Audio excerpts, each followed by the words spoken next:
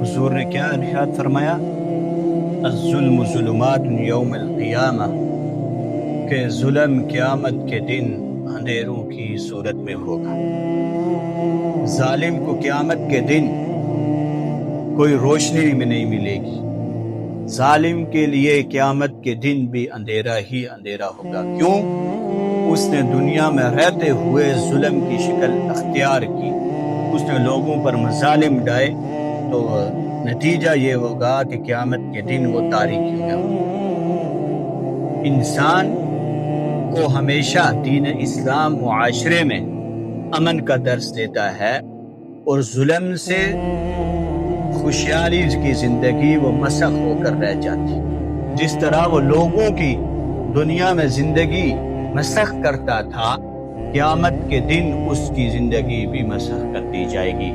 اسلام ہمیشہ معاشرے کو امن کے ساتھ، بھائی چارگی کے ساتھ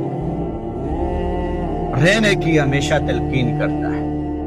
کیا فرمایا کہ اپنے غم کو، جس طرح تم اپنے غم کو اپنے سمجھتے ہو، اسی طرح باقی لوگوں کے غم کو بھی اپنا غم سمجھو۔ کیوں؟ جب تم اپنے کسی کے غم کو اپنا غم سمجھو گے تو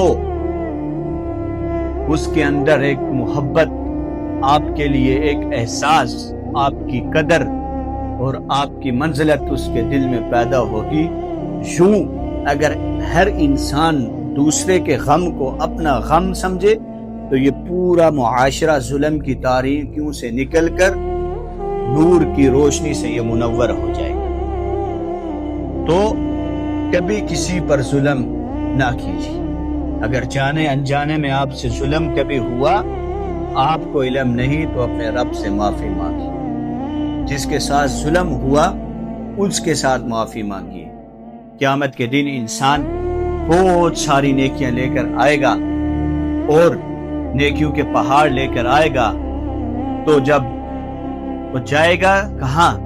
یوں سمجھا جائے گا کہ جنت اسی کا مقدر ہے، لیکن فلاں آدمی آئے گا کہ اس نے میرے ساتھ یہ کیا، اس نے میرے اوپر یہ ظلم کیا۔ یوں کرتے کرتے اس کی جو نیکیوں کے پہاڑ ہیں وہ ختم ہو جائیں گے، اور اس کے کھاتے میں برائیوں کے پہاڑ لکھ دیے جائیں گے، اور جہنم اس کا مقدر بن جائے۔ تو لوگوں پر ظلم کرنے سے بچیے، اپنے آپ کو بچائیں اس ظلم سے، اور جہاں ظلم ہو اس کی مذمت کریں۔ اگر ہاتھ سے طاقت ہے تو جہاد کے ذریعے اس ظلم کو ختم کریں۔ اگر زبان سے طاقت ہے تو زبان سے اس ظلم کو روکیں۔ اگر ہاتھ میں طاقت ہے اس سے روکیں۔ اگر دل میں طاقت ہے تو یہ ایمان کا سب سے کمزور درجہ ہے، تو اس ظلم کو کمزور سے۔ دعا ہے کہ اللہ رب العزت ہمیں ہر اس برائی سے بچائے جو جہنم کی طرف لے کر جانے والی ہو۔ وما علینا الا البلاغ۔